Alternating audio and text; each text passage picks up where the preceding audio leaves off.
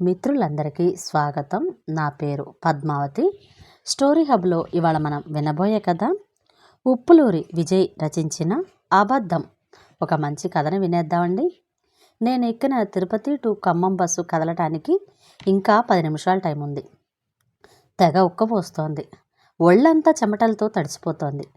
Bus కదిలితే కాస్త గాలైనా తగులుతుంది. కండక్టరు చకచకా టికెట్లు ఇచ్చుకుంటూ పోతున్నాడు. ఇంతలో డ్రైవర్ వచ్చి తన సీట్లో కూర్చున్నాడు. డ్రైవర్ని చూడగానే నేను ముఖం మార్చుకున్నాను. ఈ డ్రైవర్లు ఏమిటో ఎప్పుడు పెద్ద పెద్ద మీసాలతో, కరుకు ముఖంతో, భారీ భారీ పర్సనాలిటీలతో సినిమాల విలన్లను గుర్తు తెస్తూ ఉంటారు. ఈ డ్రైవరు అంతే. మాట్లాడితే తన్నొచ్చేటట్లు ఉన్నాడు. గిరుక్కున వెనక్కి తిరిగి రథం లాగించమంటావా అన్నట్లు కండక్టర్ వైపు సీరియస్గా చూశాడు. అదేమి కర్మో, నేను ఎప్పుడు బస్సు ఎక్కినా ఇలాంటి డ్రైవర్లే తగులుతూ ఉంటారు. అందుకే నాకు బస్సు ప్రయాణం అంటే చెప్పలేని చికాకు. కానీ ఏం చేయను, అనుకోని ప్రయాణం వచ్చి పడింది. నెల్లూరులో మా బ్రాంచ్ మేనేజర్ చేసిన కొన్ని అవకతవక పనుల వల్ల నేను ఉన్నపాటున బయలుదేరవలసి వచ్చింది. టికెట్లు ఇవ్వడం పూర్తి చేసిన కండక్టరు రైట్ చెప్పాడు. డ్రైవర్ స్టార్ట్ చేశాడో లేదో ఎవరో డోర్ మీద దబదబా బాధసాగారు. కండక్టరు డ్రైవర్కి ఆగమని సైగ చేసి విసుగ్గా తలుపు తెరిచాడు. ఒక యువకుడు కంగారుగా లోపలికి ప్రవేశించాడు, చేత్తో సూట్ కేసుతో. ఆ వెనుకనే చంటి పిల్లాడిని ఎత్తుకొని అతని భార్య. వాళ్ళెక్కగానే బస్సు కదిలింది. ఆడవాళ్ల సీట్లలో ఖాళీ ఉన్న చోట అతని భార్య కూర్చుంది. అతడు జోబులోంచి ఏదో కాగితం తీసి కండక్టర్కి ఇచ్చి ఏదో అంటున్నాడు. ఆ మాటలు ఏమీ నాకు వినపడలేదు, కానీ నాకు అర్థమైంది ఒకటే: అతడు టికెట్లు మాత్రం కొనలేదు. అతడు ఖాళీ సీటును వెతుక్కుంటూ వస్తున్నాడు. నా పక్క సీటు ఖాళీగానే ఉంది. కొంపదీసి నా పక్కన బైఠాయించడు కదా. ఏమిటో వెధవ బుద్ధి. బస్సు ఎక్కేంత వరకు కూర్చోవడానికి సీటు దొరికితే చాలనిపిస్తుంది. తీరా బస్సు కాస్త ఖాళీగా ఉంటే మరొకడిని పక్కన కూర్చొనివ్వబుద్ధి కాదు. నేను అనుకున్నట్లుగానే అతడు నా దగ్గరకు వచ్చి ఆగాడు. నేనిక్కడ కూర్చోవచ్చా? మీకేమీ అభ్యంతరం లేదు కదా అన్నట్లు చూపుల భాషలో మాట్లాడాడు. అయిష్టంగానే అతనికి చోటిచ్చాను. అమ్మయ్య, మా ఆవిడతో ఎప్పుడూ ఇంతే, ఎంతకు తెమిల్చావదు. బస్సు ఎక్కడ దాటిపోతుందోనని హడలు చచ్చాను. స్వాగతం పలుకుతున్నట్లుగా అన్నాడు అతను. నేను చిన్నగా నవ్వి ఊరుకున్నాను. మీరెందాక వెళ్ళాలి అడిగాడు అతడు. నెల్లూరు. మరి మీరు? బెజవాడండి. పిల్లాడు పుడితే కనకదుర్గ గుడికి వస్తానని మొక్కుకుంది మా ఆవిడ నవ్వుతూ చెప్పాడు. నా నోరు ఊరుకోదుగా. మీరు టికెట్లు కొన్నట్టు లేదు. అడగకుండా ఉండలేకపోయాను.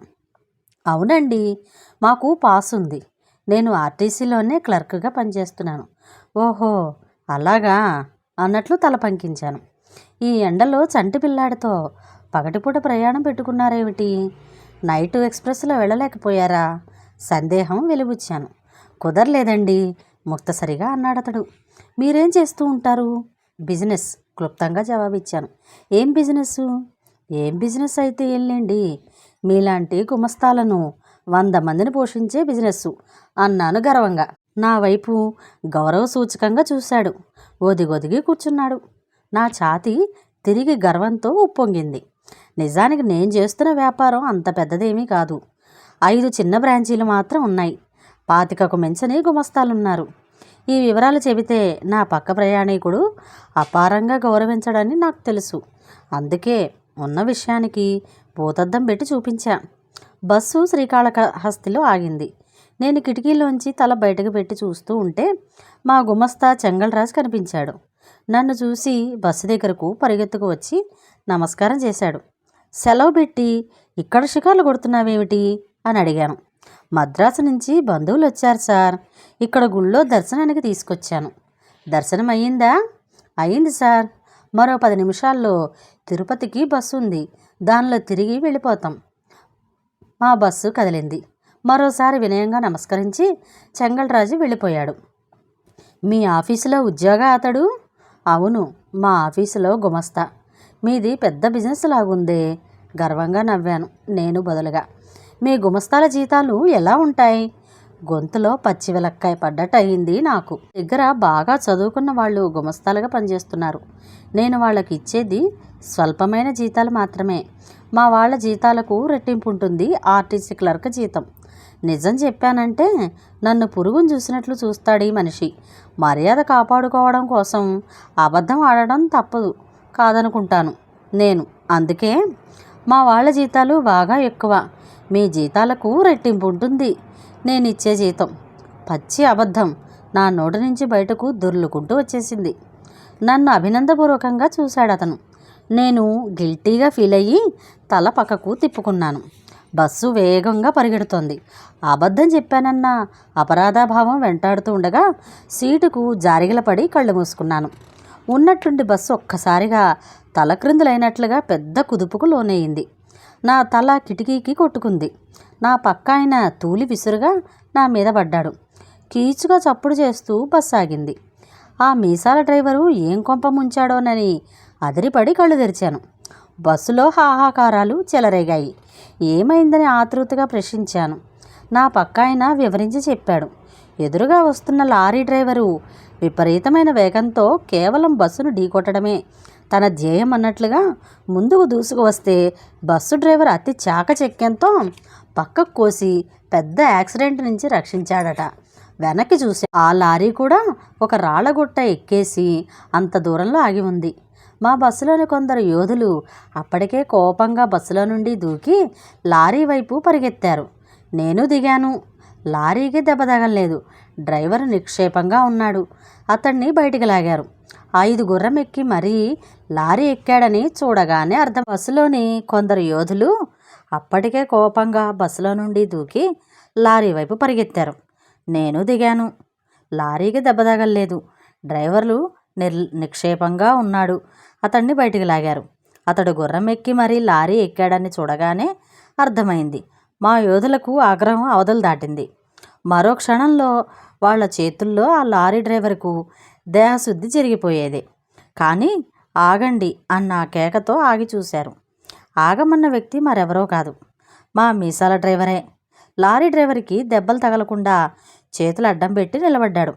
చూడండి, అతన్ని కొట్టడం ద్వారా మీరేం సాధించగలుగుతారో నాకు అర్థం కావడం లేదు. అతడు తాగి డ్రైవ్ చేయడం తప్పే, నేను ఒప్పుకుంటాను. కానీ మనకేం అధికారం ఉంది? అంతేకాదు, అతన్ని కొట్టి శిక్షించడం వల్ల ఇకపై అతడు తాగి నడపడని ఏమిటి గ్యారంటీ? అలా కాని పక్షంలో అతన్ని చితకదనడం వల్ల ఏమిటి లాభం? కంగుమంది మీసాల డ్రైవర్ కంఠం. అతడి వాదనతో ఏకీభవించాలో లేక గొప్ప ఆపద నుండి రక్షించాడన్న కృతజ్ఞతాభావంలో ఎవరు ప్రతాపం చూపడానికి ముందుకు రాలేదు. మిన్నకుండిపోయారు. లారీ డ్రైవర్కి కాస్త నిష తగినట్లుంది. తల వంచుకొని నిలబడ్డాడు. అతని భుజం మీద చెయ్యేసి పక్కకు తీసుకువచ్చి మీసాల డ్రైవరు ఇలా అన్నాడు. చూడు తమ్ముడు, దేవుడు చల్లగా చూశాడు కాబట్టి ఈరోజు నువ్వు మేమందరం పెద్ద ప్రమాదం నుండి బ్రతికి బయటపడ్డాం. నేను నీకు పెద్దగా నీతిబోధ చేయదలుచుకోలేదు. చిన్న విషయం చెబుతాను విను. ఈ ఉద్యమంలోకి రాకముందు నేను విపరీతంగా తాగేవాణ్ణి. ఒక్కరోజు తాగకపోతే నిద్ర పట్టేది కాదు. కానీ బస్సు డ్రైవర్గా నాది చాలా బాధ్యత గల ఉద్యోగం. ఎందరో ప్యాసింజర్లను ప్రతిరోజు వాళ్ళు వెళ్లాల్సిన ప్రదేశాలకు భద్రంగా చేర్చాల్సిన విధి నాకుంది.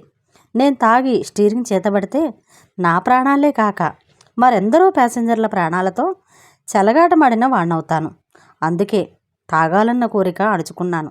తాగుడు పూర్తిగా మానేశాను. ఇకపోతే నేను నీకిచ్చే సలహా ఒకటి. దయచేసి ఇక ముందెప్పుడు డ్యూటీలో ఉండగా తాగకు. ఇంతకు మించి నేను చెప్పేది లేదు. లారీ డ్రైవరు మీసాల డ్రైవర్కి 2 చేతులు ఎత్తి నమస్కరించాడు. అతని కళ్ళల్లో కృతజ్ఞత మాత్రమే కాక మరో కృత నిశ్చయానికి సంబంధించిన భావమేదో తొణికిసలాడటం నేను గమనించాను. ఆ క్షణంలో మీసాల డ్రైవరు నా దృష్టిలో ఎంతో ఎత్తుకు ఎదిగిపోయాడు. కాసేపటికి మా బస్సు తిరిగి ముందుకు సాగింది. నేను చేరాల్సిన నెల్లూరు క్షేమంగానే చేరుకున్నాను. బ్రీఫ్ కేస్ తీసుకొని బస్సు దిగాను. మీసాల డ్రైవర్ కూడా అప్పుడే డ్యూటీ దిగిపోయాడు. మరో డ్రైవరు బస్సు ఎక్కబోతున్నాడు. అతనికి మీసాలు లేవు. ఈ డ్రైవర్కు మీసాలుంటే బావుండనిపించింది నాకు ఎందుకో. ఇంతలో ఇంటిదారి పట్టిన మీసాల డ్రైవరు నేను నిలబడ్డ వైపుగానే వస్తున్నాడు.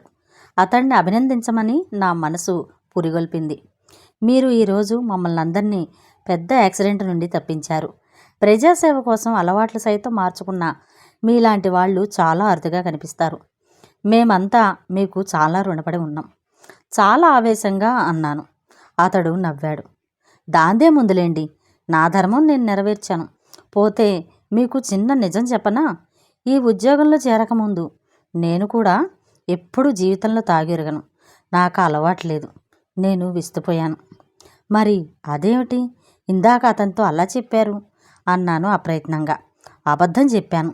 అతనిలో ఒక మంచి మార్పు ఆశించి నేను అలా చెప్పాను.